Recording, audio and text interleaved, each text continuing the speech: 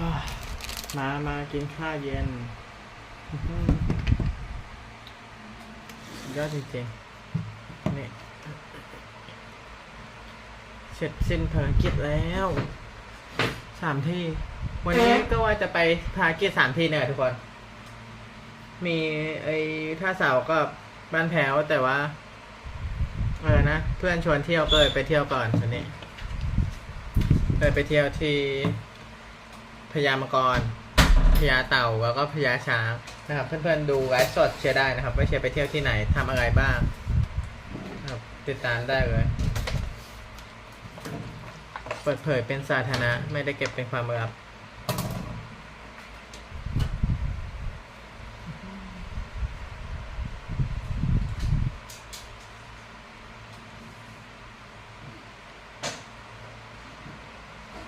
วันนี้จะไม่กินผัดพริกกระดูก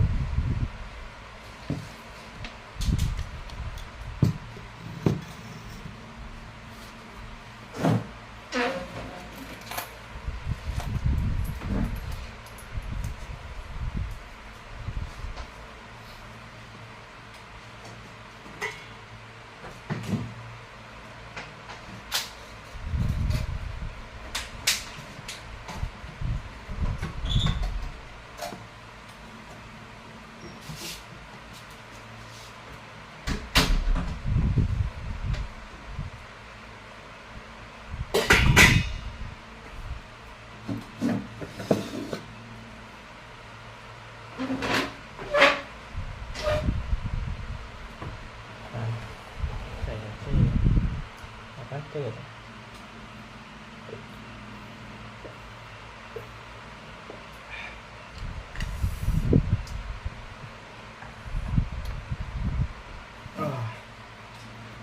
สวัสดีครับเพิ่งกลับมานะครับไปทำภารกิจ3 ที่ไม่ได้ไลฟ์สดเลยสักที่เลยวันนี้ไลฟ์ไป8ไลฟ์แล้วอันนี้ไลฟ์ที่9ครับภารกิจ3 ที่เชียร์ไม่ได้ไลฟ์เลยครับวันนี้ไลฟ์ที่9เพราะว่ารีบมากมันยามค่ำคืนมืดมิดมองไม่เห็นนะครับ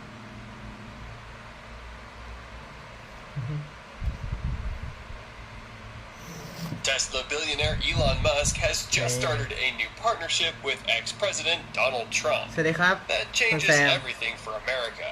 Musk's energy and innovation in the world have seen the revolution of entire industries. Imagine what would happen if 2 business moguls decided to combine forces. What are the 2 business moguls up to, and how does it change everything for the U.S. and the world in general? Join me today in this video where we will explore Elon Musk's new partnership with Trump that changes everything. The Elon and Trump relationship has been something to reckon with in American history. They've not all had it smooth and sunshine all the way, but there are great bits of a good relationship between Elon Musk and Trump, which we cannot just pass by. Musk, for instance, had been public about his support for Trump when he was banned from Twitter. Elon Musk in fact said in a tweet that suggested that the former U.S. president didn't violate the rules. Before he acquired Twitter, the biggest question that remained to Musk was whether he would reinstate Trump on the platform. This was the perfect opportunity for Musk to execute justice for Trump, who he claimed was wrongly banned at the behest of activist employees. Turns out that Musk is a man of his word. As soon as he acquired Twitter, saying that the bird is freed, he ensured that the former bans were restored to the platform. This included former President Donald Trump and others like Ye, or as we know him, Kanye West.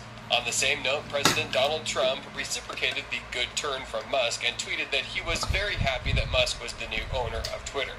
He wrote, "I am very happy that Twitter is not in safe hands and will no longer be run by the radical left lunatics and maniacs that truly hate our country." The Twitter CEO replied saying, "If I had $1 for every time someone asked me if Trump is coming on this platform, Twitter would be minting money." Now that Twitter is in sane hands, Trump has a great chance to triumph in the coming 2024 elections, assuming he doesn't get thrown in jail, of course. The former U.S. president announced that he would be running in the 2024 presidential elections. It will be the perfect chance for him to get back to Twitter, where he would get unfettered access to millions of Twitter users. Remember, this is the same platform he used to gain influence with the masses in the 2016 presidential elections. and the same platform that was used by foreign governments to influence the U.S. presidential elections. Before his famous ban from the platform, Donald Trump had a massive following of 88.9 million people. This included the celebrities and elites in U.S. politics whom he could easily reach out to. The platform has proven to be a favorite, especially to many politicians around America, as compared to other social media platforms. Getting back to the platform will just renew the force of his now launched presidential campaign. Musk might just be on Trump's side for old time's sake. The tech billionaire cannot deny the massive support that Trump granted him while he was still in office.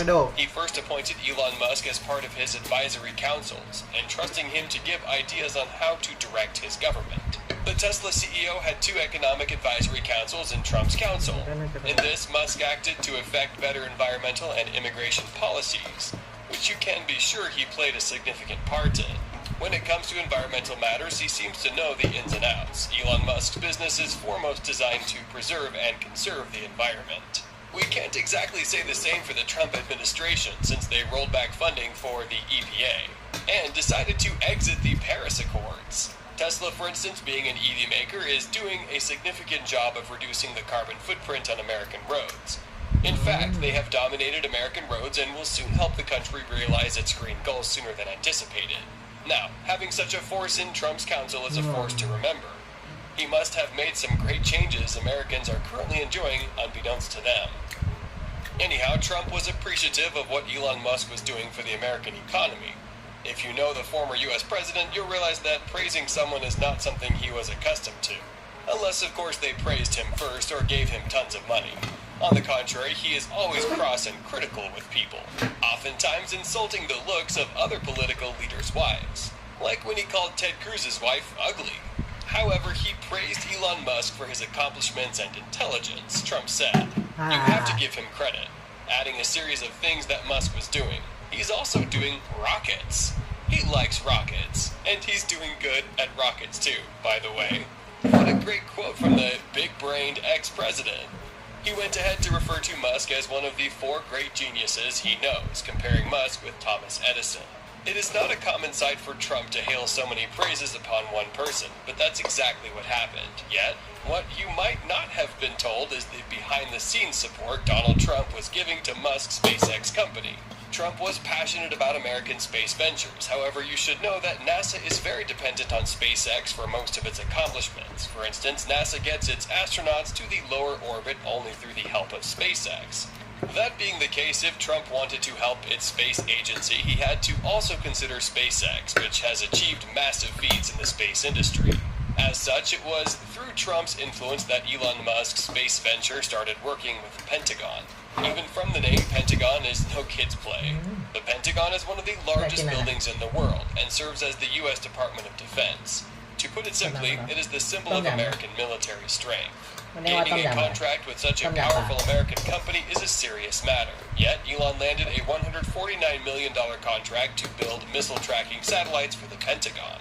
Speaking of satellites, that's not a new term to Elon Musk, who has by now sent over 3,300 myriads to space in preparation for making life multiplanetary. His set of constellations has helped give millions of Americans unlimited access to the internet. As this is the case, we are not surprised that the Pentagon wanted a piece of what Elon Musk was having in his space company. Yet, Musk did make some significant strides in the space industry as to reciprocation of the favor done to him by President Donald Trump. You see, Elon Musk helped NASA regulate the cost of making and launching rockets. According to a projection by NASA, SpaceX makes 10 times cheaper and 30 times lower cost than NASA in the space industry. For instance, SpaceX only needed $390 million to make their famous Falcon 9. However, NASA admitted to needing a whopping $4 billion to make the same spacecraft. That's just about 10 times what SpaceX was using.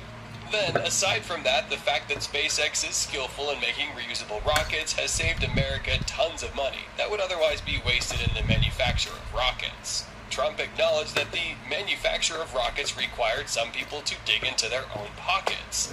However, Musk lowered the cost significantly, and that would only pave the way for a lot of technological advancements in the space industry. The former U.S. president acknowledged this by saying, "I don't know if you saw last with Elon, with the rocket boosters where they're coming down. To me, that was more amazing than watching the rocket go up, because I'd never seen that before. They're saving the boosters. They came back without wings or without anything. They landed so beautifully. Quite clearly, Elon Musk made serious advancements in the industry when he introduced the vertical propulsion landing of an orbital rocket booster. Previously, once rockets would get launched into space, they never landed back successfully. Most of the time, they would just crash on their way back down to Earth's orbit, and this meant high manufacturing costs. No wonder Trump was tremendously impressed by Musk's achievement. We cannot blame him for being too much. He later said, "It is really amazing what's happening in regard to space in our country." The president was also equally impressed by what is happening in the American EV industry. Having one EV maker manufacturing more than 935,000 EVs in a single year is no easy feat for a country that needs a lot of finances to keep it afloat in the economy. No wonder the former U.S. president supported Elon Musk during the pandemic when the California health officials wanted to shut down the Tesla plant. When COVID hit America in 2020, America introduced different mitigation strategies to curb the spread of the virus. Nevertheless, California took matters too far, some would say, when they wanted Elon Musk to close his business premises as a result of the lockdown. The Alameda County Sheriff's Office, together with the Alameda County Public Health Care Services Agency, said the Tesla factory in Fremont had opened beyond minimum basic operations. We have notified Tesla that they can only maintain minimum basic operations until we have an approved plan that can be implemented in accordance with the local public health order. With this, Tesla was restricted to continue normal operations. This happened at a time when the EV maker wanted to revamp its car production, as they were behind schedule. The CEO threatened to move the Tesla HQ from California, which unfortunately he did. Thankfully, Trump did have a great backup from the Tesla CEO who took to social media. He tweeted, "California should let Tesla and Elon Musk open the plant now. It can be done fast and safely." Trump's statement was replied to with a hearty thank you. Musk was one of the biggest manufacturers in California, therefore we expected that the state would prioritize Tesla, yet that wasn't the case. Thanks to the influence of personalities like Trump, the restriction wasn't as heavy upon Elon Musk. We can see a great contrast between how Elon was treated in Trump's regime and how he is currently treated under President Joe Biden's government. Elon Musk's Tesla was unfairly excluded from an EV maker summit at the White House for the flimsy reason that it wasn't part of a union. This is despite the fact that Elon Musk is the greatest EV maker in the country.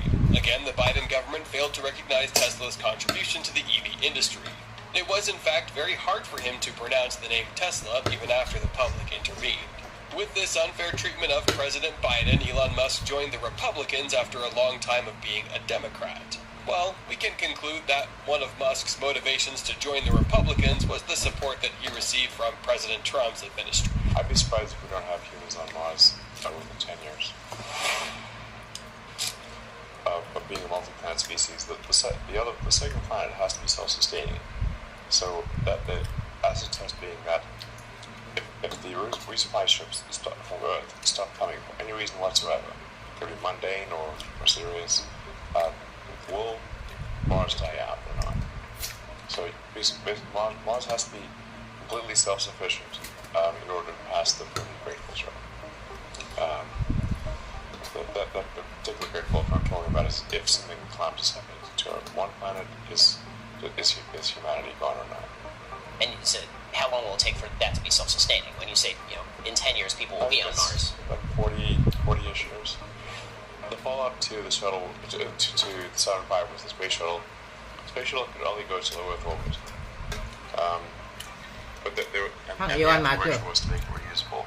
But they unfortunately did not succeed in that. การเดินทางไปดาวอังคารจรวด The space shuttle was so difficult to refurb การเดินทางท่องอวกาศ that เชียร์ลงไหลแล้วก็สนใจมากแพชชั่น And then the main เป็นแพชชั่นของชีวิตเชียร์ structure of the space shuttle orbiter system, the big orange tank, it's actually the primary airframe because it takes the load from the orbiter, the sort of airplane-looking thing, and the side boosters. So you lose that every time. The side boosters land in the ocean, and they're solid rocket boosters, so that they have to get shipped back to the factory to get solid propellant loaded in. Cut a long story short, the cost per flight of the shuttle ended up being roughly the same as a Saturn V expendable. So, but the shuttle had about a quarter of the payload to orbit and could not reach the moon. You know, some noble ideas at the start, but ultimately it was not a good design. At the start of SpaceX, that gave us a less than 10% chance of success at the back. สวัสดี You know, I think if something is important enough, it's From worth doing, even if you think it's ประเทศไทย And we almost did fail. The first three Hello. launches of our small rocket failed. Only Alvin. one launched. Philippines. Succeeded. Hello If that fourth one had Kamusta? failed, we would be dead. So it's close. มิงกาบา At this point, Ni hao. SpaceX is quite prosperous. SpaceX did about 80% of all payload to orbit last year of Earth. ชน China did about 12%, Yeah. and the rest of the world did 8%. เอ้ So this year, if things go well, SpaceX will do 90% of all payload to Earth. ช And น then เอ้ as Starship really takes off, SpaceX will be doing, at least based on what other companies are currently doing, which is, you know, around 300-400 tons to orbit. SpaceX ultimately will be doing several 100,000 tons to orbit, maybe 1 million tons to orbit. Discounting ET. So that could be there too. I think so, especially because of the ways in which the materials are being manufactured off planet, like the ones that we just saw. That, you know, and that was information when I met Tyler in 2014, and now it's a full-on thing that's happening, right? So it's a supercharged program of creating things that will help us off planet. I mean, certainly, then, yeah, I think so. I mean, but I don't know. Right. So I have to just be honest. So it might be a bunch of different things happening all at the same time. Interdimensionally, extraterrestrially, something from a distant galaxy that's figured out some new method of propulsion that's beyond our imagination that can visit, and then also things that are coming here from other dimensions. Yes, and even recently, somebody. My religion, for lack of a better word, is one of curiosity, where we want to expand the scope of scale of consciousness okay. on Earth Okay. and beyond Earth, and ultimately to Okay. other star systems. And in order to do that, we need to increase the number of conscious beings, and we need to advance technology such that we can have a ดู self-sustaining อีออน system มัส on อีออนมัส Mars, ultimately populate the whole solar system, and then go beyond our สวัส solar ดี system ค่ะ to other โอ star เค systems. ยอดเยี่ยม And ยอดเยี่ยม therefore, we need more โอเค There's- good So, I mean, that's an amazingly different goal than what we've had for the past. Yeah, well, I propose this as a new philosophy. Yeah. Well, not new, but maybe niche. But hopefully getting a bit bigger. So, you know, with that philosophy in mind, the purpose of that philosophy is that the more we expand the scope and scale of consciousness, the more we are able to understand the reality that we live in, the nature of the universe, and to answer the questions that we have, and perhaps more importantly, to know what questions we are not asking.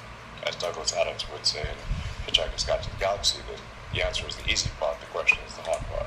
So that's where they famously has like it's a big computer comes up with the answer 42, but the really hard part is Hitchhiker's Guide to the Galaxy, that the answer is the easy part, the question is the hard part. So that's where they famously has like it's a big computer comes up with the answer 42, but the really hard part is what question to ask. You know, answers 42, what's the question? So I think that's a pretty optimistic, positive philosophy. Also has a lot of room for other beliefs if you want to Thailand, add Japan. them to it, you know. In Thailand. The fundamental tenets Eat of food in structure Thailand. are expand the scale of consciousness, mean more people, I guess more computers to the degree that they are conscious, and we want to pass through one of the great filters that you've only the Fermi paradox and the great filter. Enrico Fermi, great amazing physicist, posed a very simple question.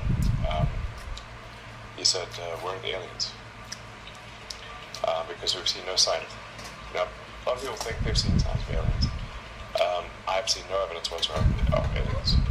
So it's a troubling question. ดูเกี่ยวกับเอเลี่ยนอยู่ มนุษย์ต่างดาว So one of the answers, perhaps the most likely answer, is that we're it. The tiny candle of consciousness that constitutes humanity. My son is teacher teaching in Thailand โอเค Vast darkness. อาวิน And I think we should assume that that is the case until we actually from What evidence subject not is he there. teach And moreover, human consciousness only arose after 4.5 billion years. Something I wanted to ask you is, this is a big question. This is a big question, but with all the stuff that you do, what motivates you? What's the big driver? Well, I mean, generally, what I'm trying to do is take the set of actions that maximize the probability that the future will be good for civilization, that we will expand the scope and scale of consciousness, so that we're better able to understand the nature of the universe. So I'd say I have like a philosophy of curiosity, try to understand more about the nature of the universe, understand like what does it all mean, where do we come from, where are we going, where does this all end up, what's real, are there aliens? I mean, Well, they seem to be confirming some stuff quite recently. I mean, I have yet to see any actual evidence of aliens. So, and I'm really deep in space. Yeah. So, yeah. I mean, if there is some actual evidence of aliens or an actual UFO, I'll be there in a second. You know, I mean, obviously, it's like, are we doing our bodies here? Or like, is it a UFO? Is it advanced technology? I mean, that would be very, very interesting. They're friendly. If they manage to get all the way here from another star system, I mean, their technology is going to be far in excess. I mean, we'll be primitive compared to them, you know. So,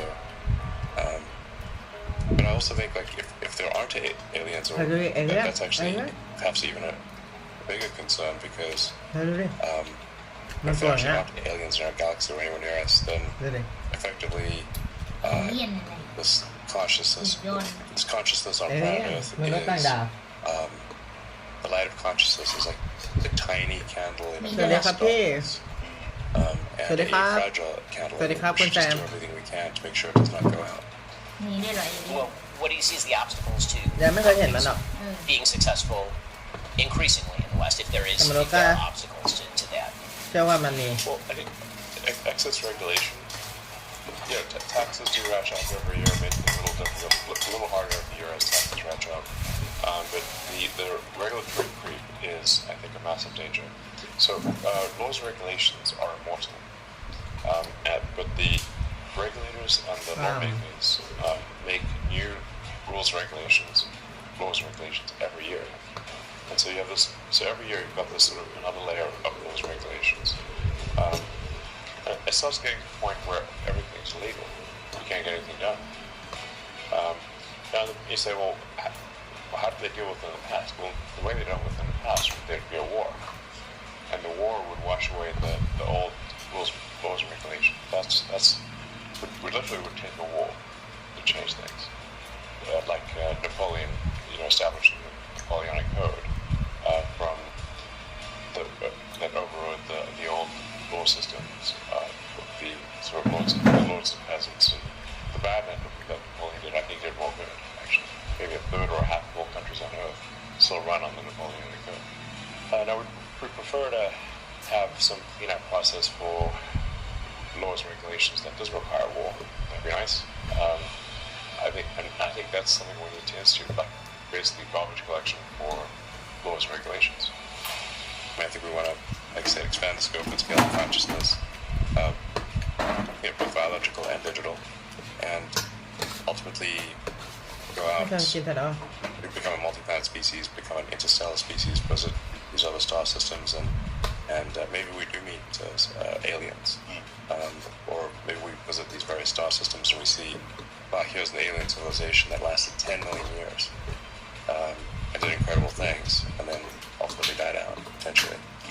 I mean, I think we could find that there's a whole bunch of dead one-planet civilizations that never got beyond the whole planet. I mean, due to expansion of the sun, Earth arguably may become inhabitable as soon as half a billion years from now, which is a long time, but เห็นกันไหม it's been around 1.5 billion, so that would only be a 10% increase in ช่วงเงินมันเยอะ lifespan of Earth. A civilization from perhaps the first writing, that's about แต่ไม่กินข้าว 5,000 เดี๋ยว years กิน old, ไอ้ and that's 5,500 years old. That's a kind of an archaic Greek uniform in Sumeria. So that's sort of like, that's a very short period of time. So say like the Earth's been around for 1.5 million years. Writing is say 5,000 years old, so if you date civilization from the first writing, which is probably a reasonable number of civilizations only around for 100 of its existence. Not long at all. Not long at all. I thought we were a flash in the pan, basically. We want to do everything we can to obviously make the life on it great.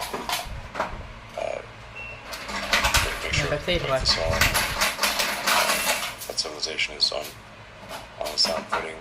Keep making it better. And then expand to Mars, to the rest of the solar system, and eventually to other star systems. Space civilization.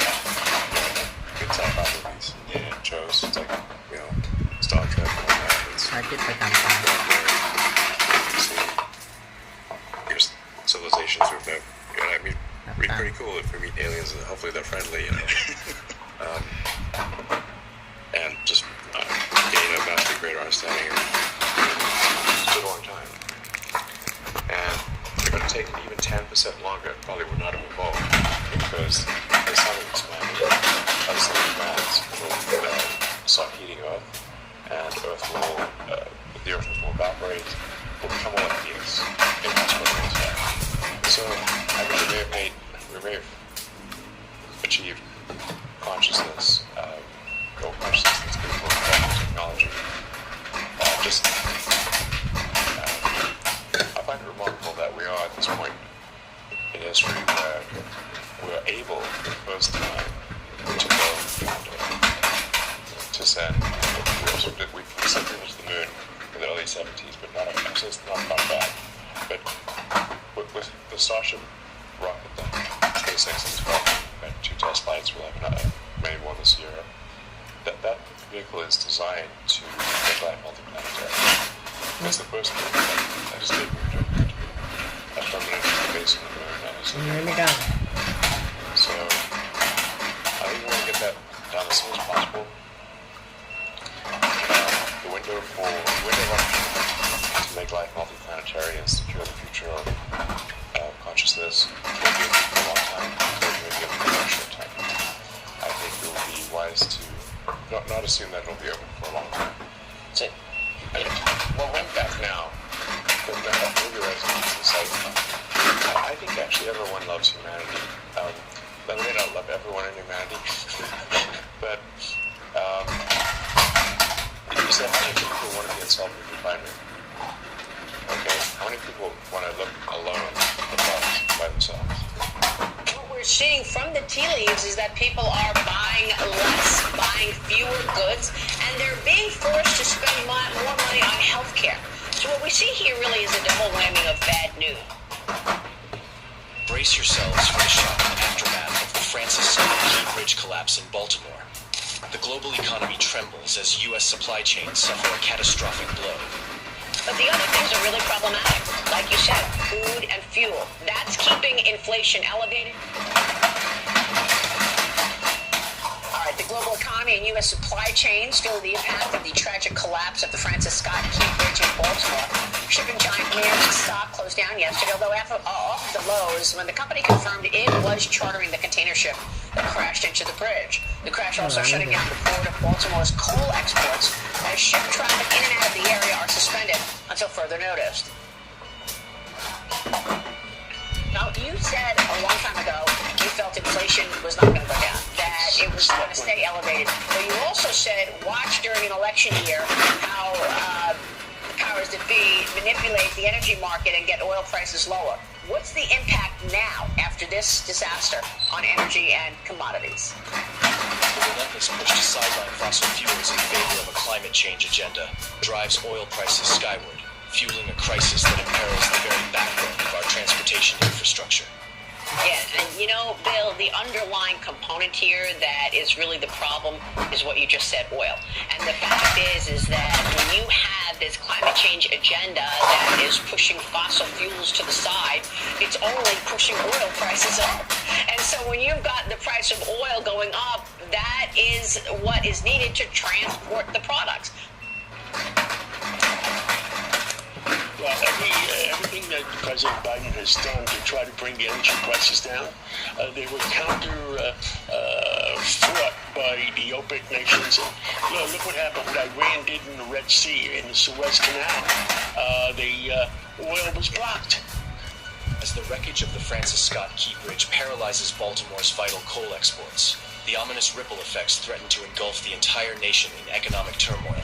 It's true, but we're still waiting for things to actually show the impact of 11 rate hikes. This morning we got housing data. Actually, housing starts and housing permits were up. And a lot of people expected them to be down. So we still are looking at an economy that is growing, but growing slower and continuing to slow down going into next year.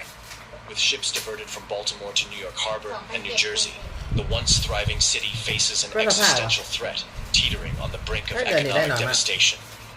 And if they were afraid of President Biden, that they go in and use them and wipe out the Houthis and reopen the Red Sea, he would solve the problem.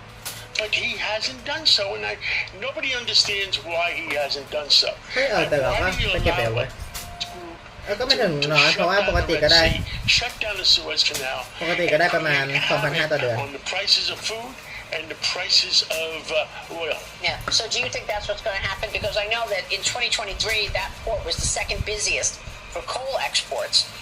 You also had top commodities by weight in 2022 that were also imported: liquefied natural gas, waste paper, ferrous scrap, automobiles, light trucks. So this is all government data in terms of what comes through that port. The city of Baltimore is going to be devastated, and we'll deal with it because the ships, instead of going to Baltimore, they'll end up in New York Harbor and New Jersey, and we'll deal with it. But we can't afford a second problem. Yeah. And the bridge going down, it was a similar bridge that happened in Tampa, Florida, that went down. 13 people. 35 people that time in Tampa in 1980. And this bridge was not supported enough. You know, how you build it cheaply and you just get it done. Desperation grips the nation as consumers, stretched thin and burdened by rising costs, plunge deeper into debt just to afford basic necessities like gas and food. You've got inflation staying elevated with, as you just said, input costs, the cost that producers pay. They usually pass it on to consumers. Those costs are going up at a time that retail sales, while up, are up lower than expected. The consumer is stretched. They're going into their credit cards. They're going into their 401ks. You've got several states now reporting credit card delinquencies are on the rise. So they can't afford to pay their credit card bills, and they can't afford to pay for just simple essentials like gas and food. Joe Biden's failed administration bears the brunt of public outrage as higher taxes and rampant inflation spiral out of control, plunging the country into an abyss of economic despair. Yeah, I mean, Congressman, maybe, but it's if President Trump becomes president again, right? It's if, because I'm reading a story this morning from the Federalist, and it's called 9 Ways the Feds Are Using Biden Bucks to Rig the 2024 Election. And it goes through all the federal agencies that Joe Biden has put on watch to actually engage voters and supply voter registration services on agency premises. And that includes the Office of Personnel Management, the Department of Education, the Department of Health and Human Services, the Department of Agriculture, the Department of Homeland Security, the Department of Veterans Affairs, the Department of Labor, the Department of Interior, the Department of the Treasury. Okay, so what are you all doing about it on the Republican side as the government, Biden's government, Biden's administration seems to be using a whole-on government approach to get people to vote Democrat? Yeah, and you've seen the weaponization of government. In fact, we set up a committee just to look into the weaponization of government. There are a lot of lawsuits when Joe Biden said, hey, we're going to waive student loan debt. That was taken to court. Ultimately, the court said, no, he can't do that. He's going to continue to push the envelope. And look, if the election was held today, we would win. I think we'd run the table. The election's not today. It's 8 months from now. And as you pointed out, I think they're going to pull out every stop. We need to be pulling out every stop as well. And we're going to do that. But I think the country's fed up. The country really doesn't like the direction under Joe Biden, under this failed administration. Higher taxes, which yield to the higher spending, higher inflation. People are paying more for everything. They're sick of it. They don't want an open border. They're watching chaos all around the world. All of our allies under attack by enemies. And Joe Biden's only made it worse. Biden's open border policies flood the nation with millions of undocumented immigrants annually, exacerbating economic woes and fueling a growing sense of disillusionment among the populace. I mean, this wide open border has obviously put national security at risk in this country. And the Supreme Court decision yesterday also is something to discuss, given the fact that that was impacting democracy. Give us your reaction to the SCOTUS decision and the wide open border today. Well, the border's wide open, Maria, as President Trump said, because Joe Biden wants it to be open. He promised in his campaign in 2020 that he would reverse all of President Trump's highly effective policies that had, in effect, closed our border. That's exactly what he did on day one. We've seen an invasion of our country ever since. 10 million illegal migrants have crossed our border. President Trump is also right that President Biden could close the border. At least he could substantially reduce the flow if he took a few simple steps. For instance, stop the abuse of parole authority. Barack Obama only paroled 5,000 or 6,000 people a year into the country. Joe Biden is approaching 2 million people a year. He could also just send the message to the rest of the world, don't come. If you do come, you won't get in. But he won't do that because his party is ideologically invested in open borders. That's why the American people have soured so badly on Joe Biden while President Trump is running ahead of him in virtually every poll. And the Democrats are resorting to legal warfare to try to keep President Trump off the ballot. Thankfully, the Supreme Court junked that yesterday. I think that you're also going to see President Trump winning most of these bogus cases against him. But it's a sad state of affairs when Joe Biden and the Democrats are so unpopular that they can't try to win at the ballot box. They can simply try to imprison their opponent, which is something that's more fitting for a country like Pakistan or Brazil than our great nation. It's not temporary. Hasn't been transitory. It has been really a 3-year period where consumers are feeling real pressure because they are seeing prices and seeing sticker shock because prices of everything are up. I will say this. Rent has stabilized. I spoke with Stephen Schwartzman the other day, the chairman of the Blackstone Group, who is the largest owner of commercial real estate in the world. He says, look, it takes a while for this to get through in terms of the headline number on CPI or PPI. Rent has stopped going up. This morning on Mornings with Marie, we had Jim Grant on, founder of the Grant Interest Rate Observer. He said, I wouldn't be surprised if the Fed raises interest rates this year. I was like, whoa, that is so contrary, and that would obviously cause a big stock market sell-off. I don't really buy into that. I don't think the Fed's going to raise rates, but for him to say that. Amid a faltering economy and skyrocketing inflation, Biden deflects blame and shirks responsibility, leaving a trail of broken promises and shattered dreams in his wake. Well, this is all very disturbing, obviously, Senator, and I wonder what your thoughts are on what the president is spending his time doing. I mean, you've got a wide open border, as you say, 10 million illegals in this country on Biden's watch. You've got an economy that is teetering potentially on recession later this year. We're seeing a growth slow down, inflation at 40-year highs. We're still seeing inflation up 18% on Joe Biden's watch. And this morning, he's talking about late fees. And he's talking about corporate America and its companies that people are facing inflation. Is this all sort of a preamble to the State of the Union on Thursday? I think what you'll see in the State of the Union Thursday night, Maria, is a massive effort to shift blame.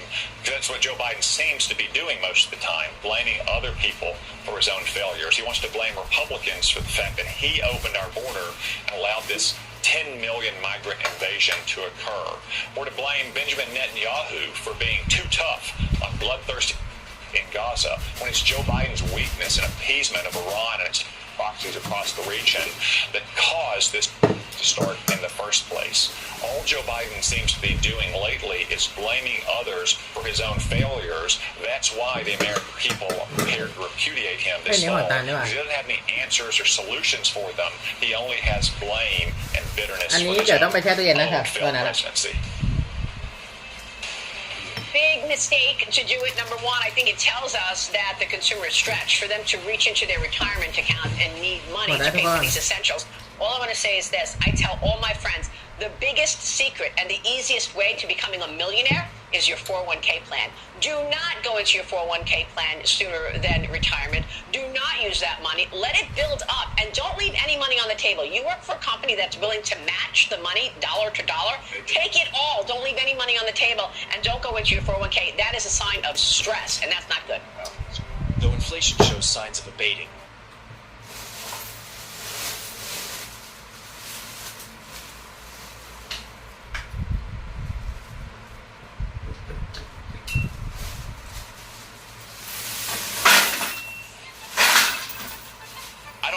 y'all, but these past 12 months in robotics have had me shook. Like, the advancements we've seen are borderline scary at this point. We're gonna break it all down chronologically from July 2023 to now. But let me just set the stage real quick. You had AI companies dropping the craziest humanoid AI robots that are legit starting to think and learn autonomous stuff. จะดู AI robot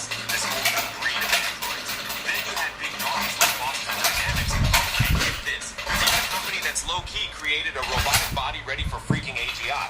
It's in that level of crazy. เดี๋ยวเชฟไปแปลงฟันกัน I'm just trying to keep up with all the major updates and breakthroughs, but don't worry, I have you covered. In this video, we're going to take it step by step, going through all the biggest robotics news chronologically from July 2023 until now. So let's just get started. So Ameca, a groundbreaking robot from Engineered Arts that talks and mimics human expressions and movements, now draws two, making it a fascinating blend of tech and art. This AI robot looks like a human but doesn't have a specific gender or race with a gray rubber face and hands. It can move its arms, fingers, neck, and face, letting it show emotions and even talk. With microphones, cameras, and facial recognition software, it can interact with people just like a human. Now, recently, OpenAI and a Norwegian startup called 1X made an exciting announcement about the launch of their first physical robot named Mia, which looks like a futuristic astronaut. It can move around, handle things, talk, and sense its surroundings thanks to its arms, legs, cameras, speakers, microphones, and sensors. Ameca and Neo are excellent examples of AI in human-like forms. They don't just respond to commands. They can also show their intelligence and creativity, like when they draw. Let's examine how they manage to do this. So first, let's talk about Ameca, one of the most advanced human-shaped robots in the world, representing the forefront of human robotics technology. It is designed specifically as a platform for development into future robotics technologies, such as artificial intelligence and machine learning. One of the most impressive features of Ameca is its realistic human-like appearance and motion. Ameca can mimic human expressions such as smiling, frowning, or winking, using 24 motors in its face. It can also move its head, eyes, and mouth to follow and engage with people. It can speak in different languages and accents using text-to-speech synthesis or pre-recorded audio. It can also gesture with its arms and hands using 20 motors in each arm and 12 motors in each hand. It can even play rock, paper, scissors or give a thumbs up. But Ameca is not just a pretty face. It also has a high degree of dexterity and fine motor skills, which enable it to perform tasks that require precision and coordination. For example, Ameca can write with a pen, type on a keyboard, play the piano, or solve a Rubik's Cube. It can also draw with a pencil, which is one of its newest and most amazing skills. Ameca's drawing ability was developed by Engineered Arts in collaboration with researchers from the University of Bristol and the University of Bath. The project was funded by the Engineering and Physical Sciences Research Council and was presented at the International Conference on Robotics and Automation in May 2023. The project aimed to use artificial intelligence to make drawing more imaginative and accurate. The researchers used a combination of techniques to achieve this goal, such as generative adversarial networks, style transfer, a method that can change the style of one picture to match another, like making a photo seem like a painting. Inverse kinematics, a technique for determining the movements of a robot arm based on its intended final position, like holding a pencil. Proportional integral derivative controllers. These adjust a motor's speed and force to get a specific result, like drawing a line. Using these methods, Ameka can draw different types of images like portraits, landscapes, animals, and even abstract art. It can also draw pictures based on text descriptions, such as a cat with sunglasses or a fire-breathing dragon. It can even make drawings from its own thoughts by using random data as its input. To draw an image, Ameka first uses a GAN to generate an image from a text prompt or noise. Then, it uses style transfer to apply a desired style to the image, such as sketch, watercolor, or oil painting.